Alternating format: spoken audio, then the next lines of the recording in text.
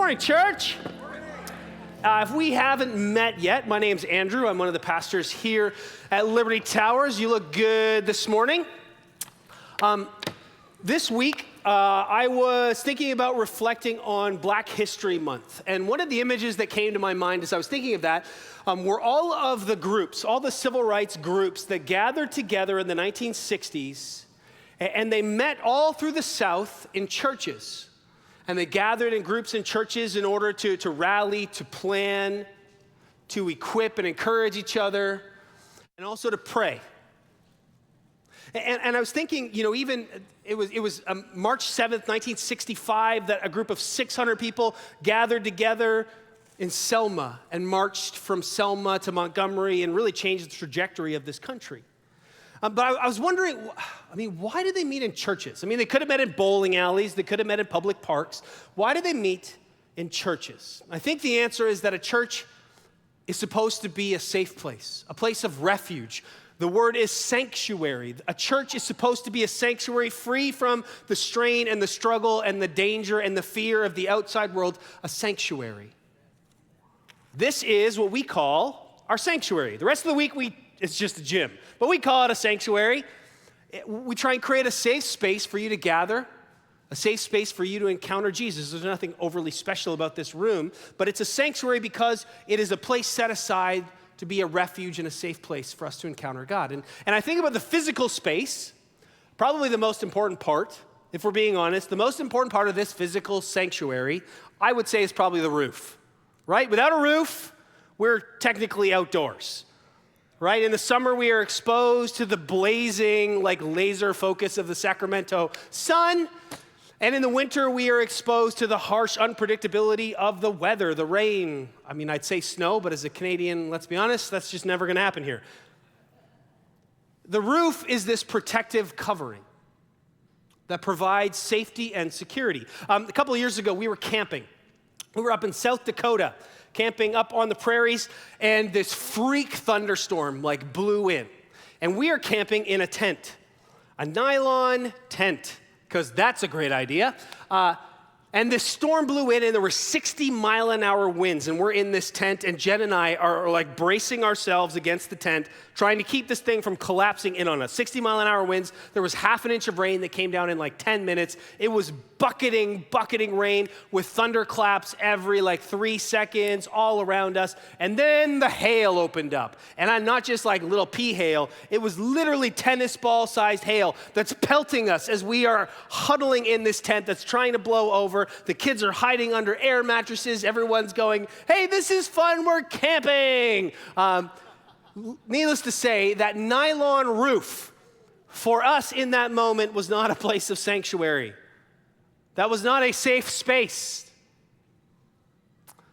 In this series we've been working through, talking about building rooms in our lives, building these spaces in our lives in 2025. And the question I have as we close this series up is, what is the roof of your life? What is it that gives you protection, security, and sanctuary in the midst of the harsh and the unpredictable? What do you trust above your head for security? What is your roof? I want to dive into Psalm 91. The Psalms are a book of poetry, so this is a poem. And so it's using language that is intentionally hyperbolic. That means exaggeration with a purpose. And honestly, this week I really wrestled with this message. I wrestled with Psalm 91. I wrestled with, hey, is this where we're supposed to be? Is this what I'm supposed to be talking about? I wrestled with it all week, probably more than normal. And then as I was walking into church this morning, I noticed a creepy white van parked out front. I didn't get too close to it, but I noticed there was some weird writing on the side of this creepy white van, and then I got a little bit closer.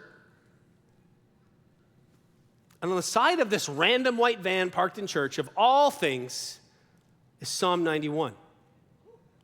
That was this morning. So, I don't know what that means. I don't know if it's just an encouragement for me, or if God is saying, hey, no, I've got you here for a reason, and I've got something to share with you this morning. But that was parked randomly in the parking lot this morning. So let's dive into Psalm 91. Psalm 91, verse 1.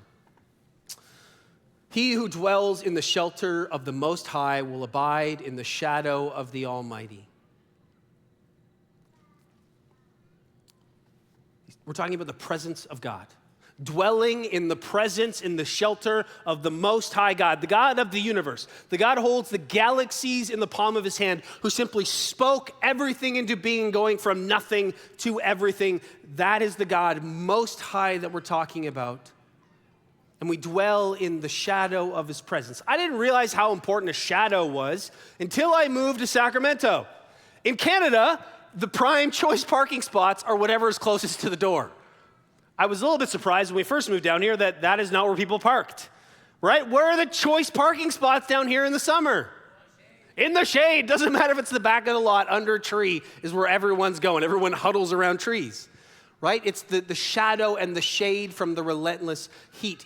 When we dwell, when we live in the presence of the Most High God, when there's that intimate relationship, we live in his shadow, in the protection of his shadow. Verse 2, I will say to the Lord, my refuge and my fortress, my God in whom I trust. There are 4 different names or titles of God used in this already in the first 2 verses. There's the Most High, there's the Almighty, the Lord and God. And so it's this over and all refrain. Remember, it's poetry, trying to stir up our emotions and expand our view of who this God is. It's this image of running from a storm. I mean, picture that moment where you're out in the rain. Sometimes the rain feels like a fire hydrant here or a fire hose, right? Where you're getting pelted and you run inside, you throw open the door and you slam it behind you and go, oh, right? It's that moment of relief that I am sheltered, I am safe, I am no longer being bombarded. It's that image that the psalmist is trying to conjure up in our minds of being in the shelter of God. Verse 3, for he will deliver you from the snare of the fowler and from the deadly pestilence. A fowler is someone who hunts for birds, and pestilence is disease. He will cover you with his pinions, and under his wings you will find refuge. His faithfulness is a shield and a buckler. He's using imagery of a mama bird covering her chicks. There's the picture.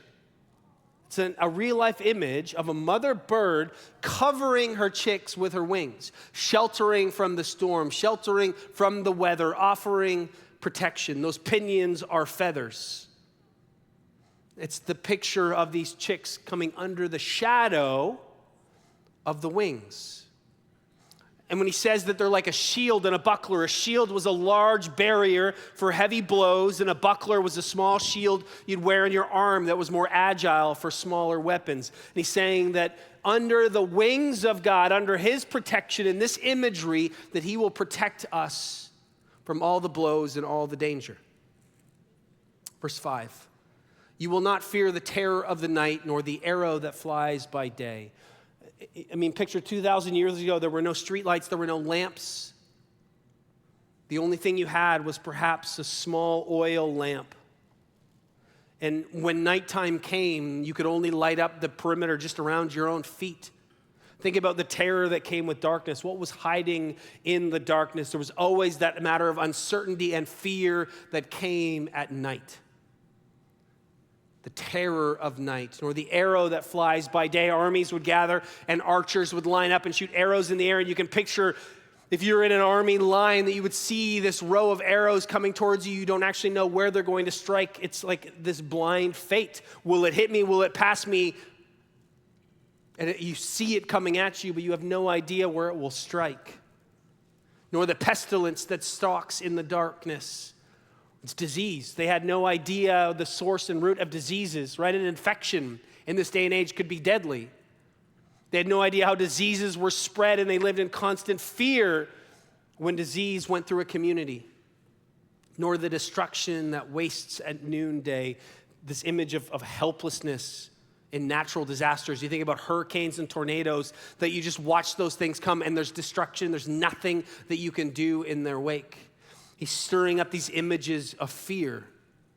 1,000 may fall at your side, 10,000 at your right hand, but it will not come near you. He's talking this army imagery, this war imagery. You will not only look with your eyes and see, you will only look with your eyes and see the recompense of the wicked. Now remember, this is poetry. And he's stirring up these imagery, saying the danger of the night and the arrows, that none of these things will befall you. And you may be lined up and see thousands die, but you will be saved.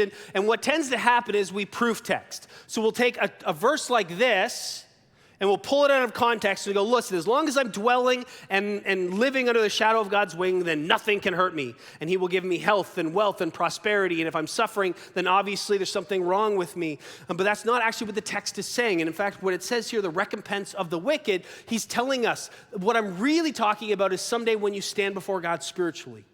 That is the ultimate danger that we have, not the armies that shoot arrows at us. The ultimate danger, even though we fear trouble and disease and pestilence, the real danger is when we stand before a holy God in our sin. Because you have made the Lord your dwelling place, the Most High, who is my refuge. Where do you run when the storms rage? What do you turn to? What do you look to as your roof when the trouble hits? No evil shall be allowed to befall you. No plague come near your tent. For he will command his angels concerning you to guard you in all your ways. On their hands they will bear you up, lest you strike your foot against a stone. It says you won't even stub your toe. This verse might sound familiar to you if you're familiar with the New Testament, because this is the exact verse the devil uses. Satan quotes Psalm 91, 11 and 12. He quotes it to Jesus when Jesus is tempted in the desert. He says, hey, Jesus, climb up to the top of the temple and jump off, because according to that verse in Psalm 91, you won't even stub your toe.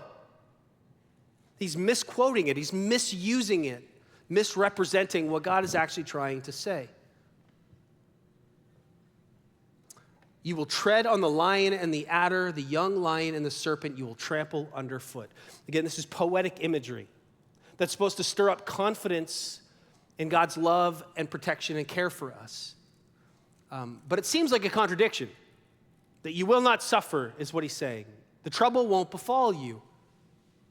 I mean, if we look through history, this psalm was written to the Jewish people. They suffered a lot and have suffered a lot. And the irony here is even the treading on the head of the lions, the early Christians did not tread on the head of lions.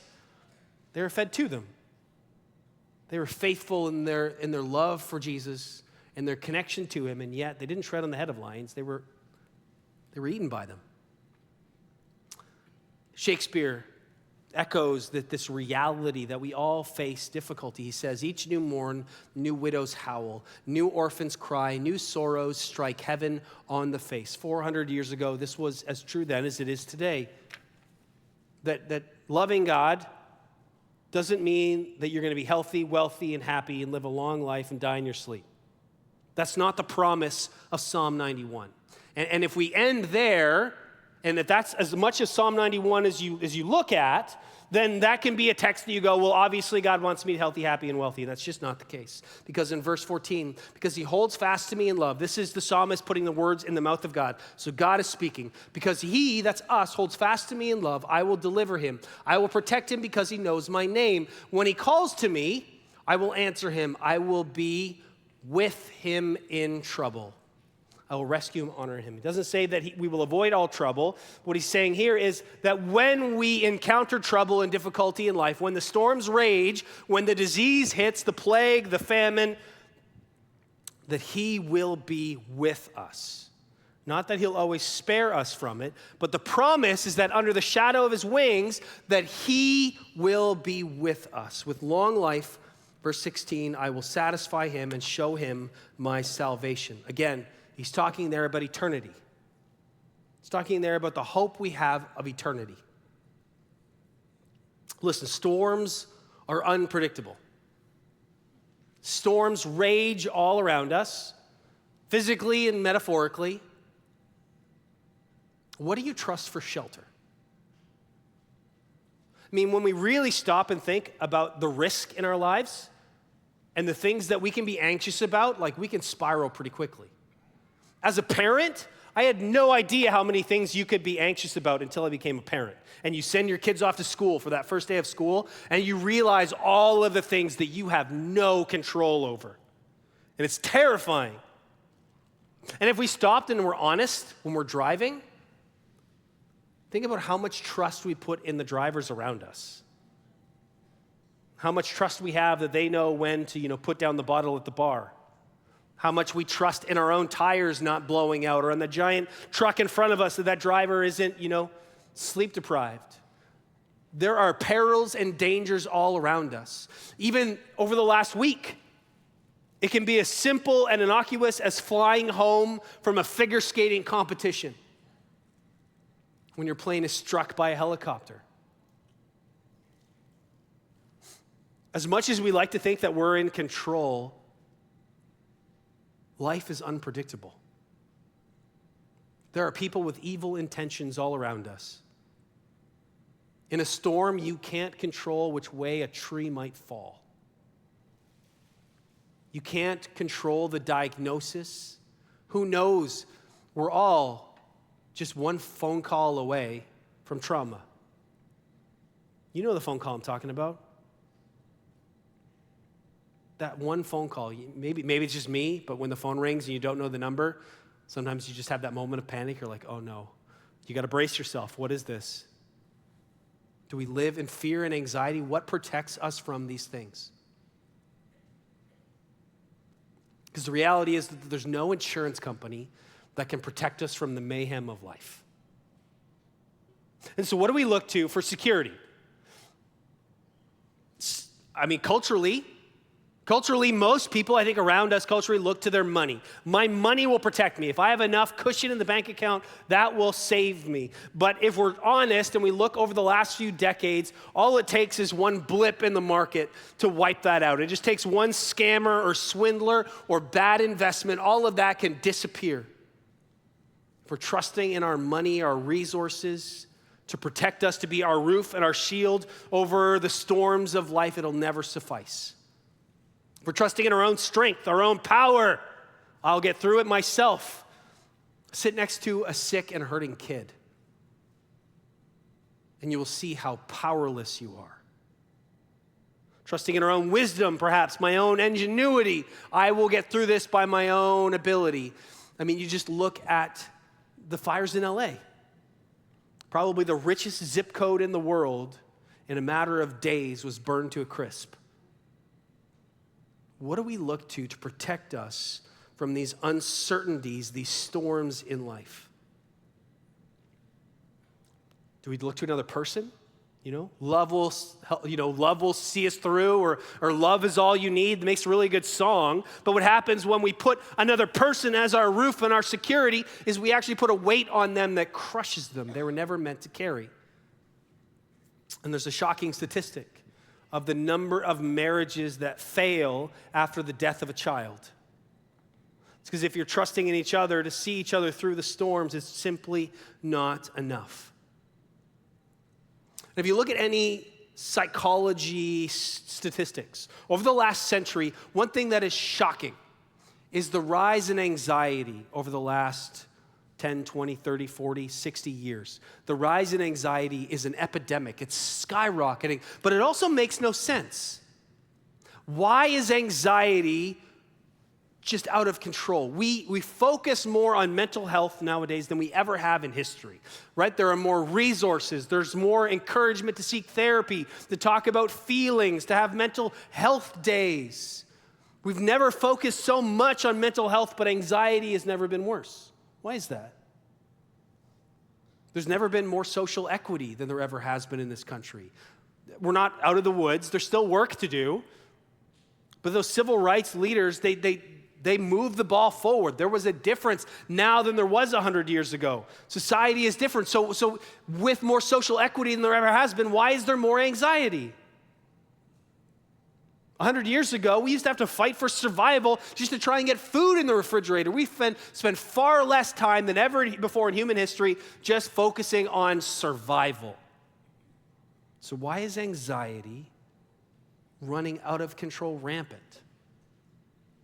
I think it's because culturally, over the last half century, we've been trying to shed off this crippling weight of God. You can picture the chick in the nest under the wings of mama bird saying, you're suffocating me in here. I need to be free. And running out and saying, there is no God. There is no authority over me. It is just me. I am my own authority. But what happens when we step out from under the shadow of God and say, I reject all of that, and it's me, as we stand exposed and alone at the whims of the world. It's kind of like, when you're a teenager and you just you bristle at all your parents' rules, I need to get out of here. And then you finally break free and you go live on your own, and then you realize, man, groceries and gas are stupid expensive. And what you thought was gonna bring you freedom, sometimes is just a whole lot more work and more crippling. And as a society, we've shed off this idea, or we attempted to shed off this idea of God, only to find ourselves alone and exposed with no roof over our heads. And so, of course, it makes sense that we live in anxiety because we can't control anything. Who knows what can happen? If I am simply just a sack of evolved chemicals, then there's no one in my corner and I'm absolutely powerless, buffeted and exposed to danger. Even modern philosophers, all they can say, secular philosophers, is listen, yeah, there's no roof over your head. We are absolutely exposed. The best thing you can do is huddle together with some other people and try and just make it through the storm. It's not a real hopeful philosophy. But I think here in Psalm 91, there's an invitation. There's an invitation that God says, come and find shelter. Come and find sanctuary in me. The movie's out, so I guess it's hip again. I can talk about Bob Dylan. But there's one of my favorite Bob Dylan songs. He says, here's a line. He says, I was burned out from exhaustion, buried in the hail. Maybe there's a reason why I like the song. Buried in the hail. I understand that one now. Poisoned in the bushes and blown out on the trail. Hunted like a crocodile, ravaged in the corn. Come in, he said, I'll give you shelter from the storm. There's an invitation to each of us in our anxiety and our fear, feeling like we are exposed and at a moment's notice tragedy can strike. There's an invitation that God opens his wings and he says, come in and let me give you shelter from the storm. In this loving embrace, he wants to offer us peace. Why does God's presence, why does the presence under the wings of God, why does that give us peace? I think first, it's realizing who God is. And we go back to verse 1, where it's God Almighty, God the Mighty One, the God who holds everything in the palm of his hand, who had the power to create simply with his words. Listen, if you thought studying chemistry was difficult, imagine coming up with it from scratch. The God of the universe. Nothing surprises him. Nothing thwarts him. He's sovereign. The Bible tells us that he's sovereign and in control. And what we see here in the psalm is that even when the trouble does come through, he is with us in the midst of it. And he promises that when we are under his wings and when we are with him, for those who love God, all things will work together for the good. Now, that doesn't mean everything's going to be easy, and it doesn't mean it's going to be good the way that we want it to be good, but he promises us that he will use everything for the greater good, for the good, the kingdom good, the eternal good, and that there is a purpose when we suffer, that he's doing something in us in that trial, that he's doing something through us when we trust him in the midst of it, and he's doing something around us as others see us suffer well, as we find peace in the shelter of his wings, even in the midst of the storm, that we can trust that under the shelter of his wings, under that roof, that it doesn't matter what might fall on us, that God is there with us and that he has a purpose for us. That there's a plan, that nothing is an accident, nothing is outside of him, nothing goes contrary to what he wants when we trust him. So even when life looks like it goes sideways, we know that he's with us. And why else does that bring us peace? I think we go back once again to that image of the birds. Why is that the image that God chooses to use? The sheltering. Because it's substitutionary. What happens when a hailstorm comes on these birds? The wings tighten up and the mother bird wraps the chicks in tight so that the hail falls on her. so that she is beaten, that she takes the blows in the place of the chicks. It's this image of sacrifice. And it's not uncommon after a hailstorm